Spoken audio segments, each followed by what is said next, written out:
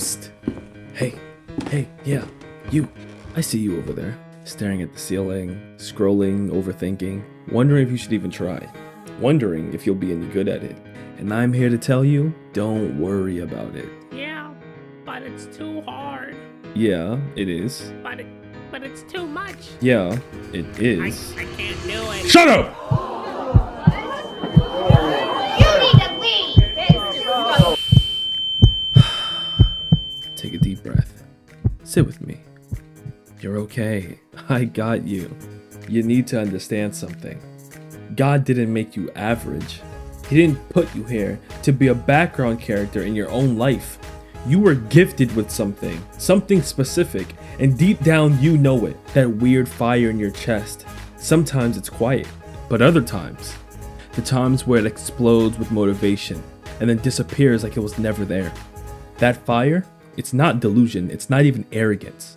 That is your potential, begging to be taken seriously. So, the question isn't, do I have what it takes? No. The real question is, do you have the ego to believe you're meant for more? Now, let me make sure there's no misunderstanding. When most people hear the word ego, they immediately think of arrogance or pride, loud personalities, someone full of themselves. But that's not ego.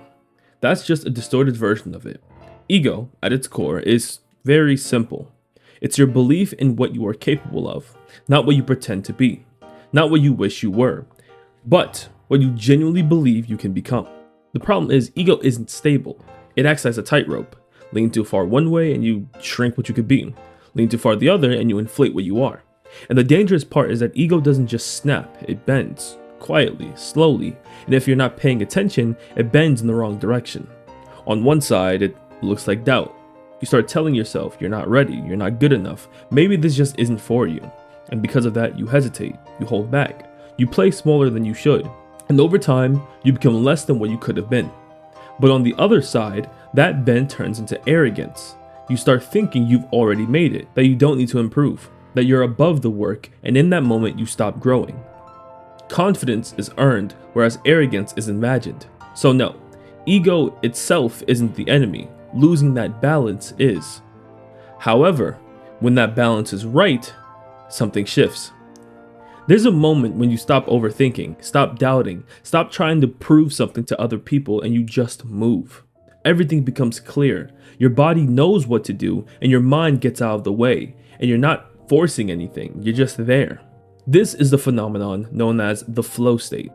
But what they don't tell you is that you don't reach that state without ego, because flow requires trust, not blind confidence, not arrogance, but real trust in what you built. And you see this in moments where it actually matters. You see it in someone like Master Roshi, standing in front of an opponent far stronger than him, yet still moving it with precision. Not because he believes he's stronger, but because he trusts everything he's learned. You see it in Escanor, at his peak, not hesitating or second guessing, because in that moment he knows exactly what he is, and that certainty makes him overwhelming. And you see it in Blue Lock, where hesitation costs you everything. There's no time to wonder if you're good enough. You either act or you don't. And that's the common thread. They're not comparing themselves. They're not trying to prove anything. They're simply acting on what they know they can do. Because flow isn't unlocked by talent, it's unlocked by trust. But here's the real question. How do you actually build it? Because ego isn't something you're born with, it's something you prove, but to yourself. It doesn't come from saying, I'm the best. It comes from showing yourself that you can improve. Real ego is built in small moments, moments nobody sees. It's when you keep going after you said you were tired. It's when you practice even when you don't feel like it. It's when you do something difficult and realize you didn't break. That's where confidence comes from. Not hype, not motivation, evidence. Because every time you follow through on something, you give yourself proof. Proof that you're disciplined, capable, proof that you're not who you used to be. And that builds real ego.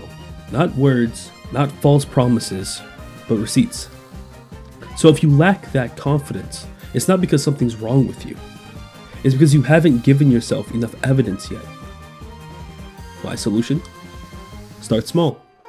Do something you said you were going to do and finish it. Then do it again and again. Because over time, that voice in your head changes. It stops saying, I hope I can do this, and starts saying, I've done things like this before. That's the shift. That's when ego stops being fragile and starts becoming something solid.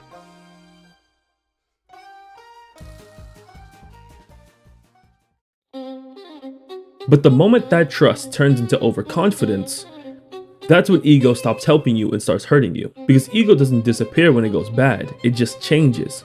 It stops being something you build on and becomes something you hide behind. At first, you feel the same. You're still confident, still certain, but underneath that, you stop being honest with yourself. You stopped questioning your weaknesses. You stopped listening to feedback. You stopped improving. Because in your mind, you've already made it. You tell yourself you've got it, that you don't need the extra work, that other people aren't on your level. And in that moment, you've already lost. Not in the result, but in your growth. Because in real ego, the kind that actually makes you better is grounded in reality. It knows your strengths, but it also recognizes your weaknesses. Arrogance ignores both. And that's how people fall off.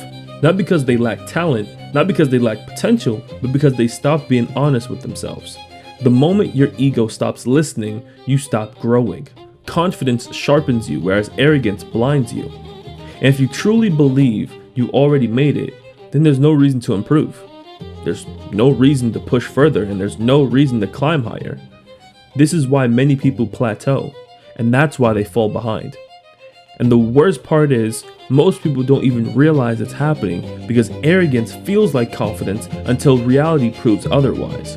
So if ego can push you forward or quietly hold you back, how exactly are we supposed to use it?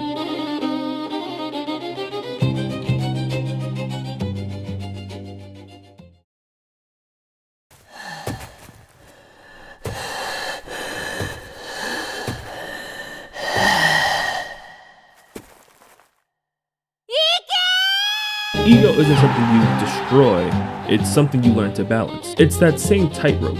Lean too far one way and you shrink what you could be. Lean too far the other and you inflate what you are. So where do you stand? Obviously right in the middle. In the space where you can say, I'm not there yet, but I know I can get there. That's ego. Not arrogance, not insecurity, but clarity. It's knowing what you're good at, knowing what you lack, and still choosing to move forward anyway. Because ego was never about being better than other people.